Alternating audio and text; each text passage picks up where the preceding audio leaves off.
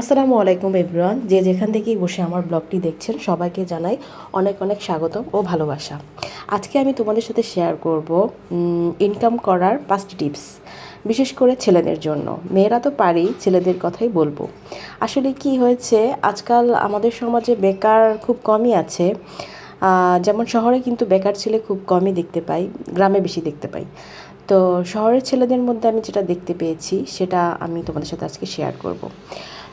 শহরের ছেলেরা কি হয়, ওরা যে কোনো কাজকে ছোট মনে করে না।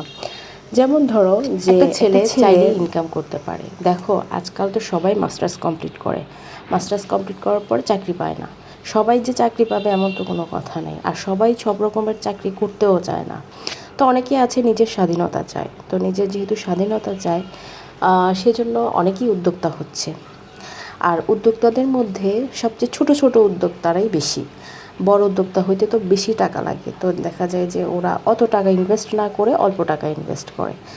যেমন ছোটোখাটো একটা বিজনেস নিয়ে বসে, যেমন হালকা পাতলা কিছু কাপড় দেখা যায় একটা ট্রলিতে নিয়ে বিক্রি করে।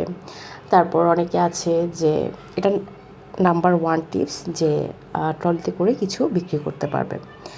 নাম্বার 2 হচ্ছে যে তুমি কোনো শোরুমে অথবা টাইম, মানে এটা হচ্ছে তুমি যতদিন একটা ভালো জব অ্যাপ্লাই করছো পারছো না ততদিন তুমি হচ্ছে যে একটা শোরুমে জব করতে পারো। ঠিক আছে, আমি হোক বা আমার ভাই হোক, যেই হোক না কেন, জাস্ট এক্সপিরিয়েন্সের জন্য। ঠিক আছে, তো ওটাতে জব করতে পারে। নর্মালি ওটা যে পার্মানেন্ট করবে সেটা না। তারপর অনেকে আছে যে বাহিরে বিজনেস করলে হয়তো অনেকেই দেখবে ছোটোখাটো জব করছে, একটু লজ্জা পায়। ওইসব ছেলেরা ইচ্ছে করলে বাসায় যে বিজনেসটা আছে, জাস্ট মানে যতদিন সে ভালো জব করতে না পারে, ভালো পজিশনে যেতে না পারে, পাশাপাশি একটা বাসায় বিজনেস করতে পারে। পাশাপাশি হচ্ছে যে গ্রামে যারা থাকে তাদের জন্য একটা সুযোগ সুবিধা হচ্ছে যে গ্রামে যদি বাবার অনেক সম্পদ থাকে, অনেক জমি থাকে, ওখানে কিছু চাষবাস করতে পারে, ওখানে কিছু ইনভেস্ট করতে পারে। অনেক কিছু গাছ লাগিয়ে ইনভেস্ট করা যায়, ওইখান থেকে কিছু একটা অ্যামাউন্ট পেতে পারে। ঠিক আছে, তারপর হচ্ছে টিউশনি করতে পারে। গ্রামে দেখা যায় টিউশনির অনেক চাহিদা থাকে, শহরেও থাকে। শহরে দেখা যায় একটা টিউশনি করলে 5,000 টাকা পেতে পারে বাসায় গিয়ে পড়ালে। তো এমন করে 5টা টিউশনি করলেই তো তার 25,000 টাকা চলে আসছে। আর দেখা যায় তার পাশাপাশি একটা ছোটোখাটো জব করতে পারে কিন্ডার গার্ডেনগুলোতে, ওগুলোতে তো বেশি স্যালারি দেয় না, তো ওগুলোতে পাশাপাশি জব করতে পারে। তারপর 5 নাম্বার হচ্ছে, অনেক ছেলেরা আছে দর্জি কাজ শিখে, দর্জি কাজ শিখে বিদেশে যায়। হ্যাঁ, তুমি বিদেশ গেলে হয়তো দেশের বাইরে গেলে একটু বেশি টাকা ইনকাম করবে, কিন্তু দেশেও কিন্তু অনেক টাকা ইনকাম করা যায়। তুমি সেই কাজটাও করতে পারো। দেখো এই কাজগুলো যে আমি বললাম, এটা যে একটা ছেলের জন্য প্রযোজ্য সেটা না, একটা মেয়ের জন্য সেটা প্রযোজ্য। আর আজকাল অনলাইনে অনেকভাবেই টাকা ইনকাম করা যায়। তুমি যদি অনলাইনটাকে নেগেটিভভাবে ইউজ করো তাহলে সেটা নেগেটিভ, আর যদি পজিটিভভাবে ইউজ করো তাহলে সেটা পজিটিভ। যেমন পজিটিভলি হচ্ছে বাসায় বসে ব্লগ করা, ব্লগ বলতে আবার খারাপ ব্লগ না, নর্মাল ব্লগ, যে আমরা যে ঘর সংসারের কাজ করছি সেটা পাশাপাশি একটা অপশন হিসেবে থাকলো। যদি এখান থেকে তোমার কিছু ইনকাম হয় তাহলে তো সেটা তোমার জন্য ভালো। ঠিক আছে, তুমি এটা এটা করেও ইনকাম করতে পারো। তারপরে হচ্ছে যে এই যে বললাম বাচ্চা কাচ্চা পড়ানো, সব কিছু আমি এখানে 5টা অলরেডি বলে দিয়েছি। তবে আজকাল আমি যেটা শহরে দেখি, কোনো ছেলেরাই ঘরে বসে নেই, কোনো মেয়েরাও ঘরে বসে নেই। আজকাল ছেলেদের চাইতে মেয়েরা আরও বেশি কাজ করে। এবং এখানে কুমিল্লায় যতগুলো মেলা হয় সবগুলার আয়োজন করে মেয়েরা, সব মেলার সেলার থাকে মেয়েরা, সব কিছু করে মেয়েরা, ছেলেদেরকে দেখতেই পাবে না। আর এখন শপিং মলগুলোতে সব জায়গায় মেয়েরাই শপ দিচ্ছে, মেয়েরাই ওনার। ঠিক আছে, ওরা অনলাইনেও বিক্রি করছে, ওরা শপেও বিক্রি করছে। মানে মেয়েরা যে এত ফাস্ট সেটা আজকাল ঘর থেকে বের না হলে কেউ বুঝবে না। তো যেসব বাবা মা ওদেরকে সাপোর্ট করে তাদেরকে স্যালিউট জানায় যে তারা মেয়েদেরকে এতটুকু আগাতে সাহায্য করছে। তবে আজকাল অনেক ছেলেরা আছে যে জব করতে চায় না, খুবই অলস প্রকৃতির। তো তাদের জন্য এটা একটা মোটিভেশন হতে পারে যে মেয়েরা কতটুকু এগিয়ে যাচ্ছে, আর তুমি একটা ছেলে হয়ে ঘরে বসে থাকছো, তুমি এখনও বাবার ভরসায় ভাত খাচ্ছ।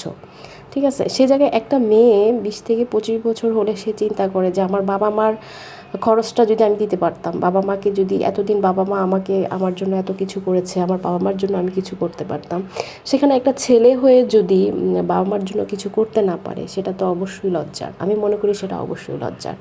একটা মেয়ের যতটুকু চিন্তা থাকে তার ফ্যামিলির প্রতি, যার তার মা বাবার প্রতি, অনেক ছেলেরাই এই কর্তব্যের প্রতি উদাসীন। তো আমি বলবো, যেসব ছেলেরা এখনও ঘরে বসে আছো, আমি ওদের উদ্দেশ্যে বলবো এখনও সময় আছে, কিছু একটা করো। আর দেখা যায় আমরা বইয়ে পড়ছি, বয়স যখন 18 তখন হচ্ছে নিজেকে গড়ার বয়স।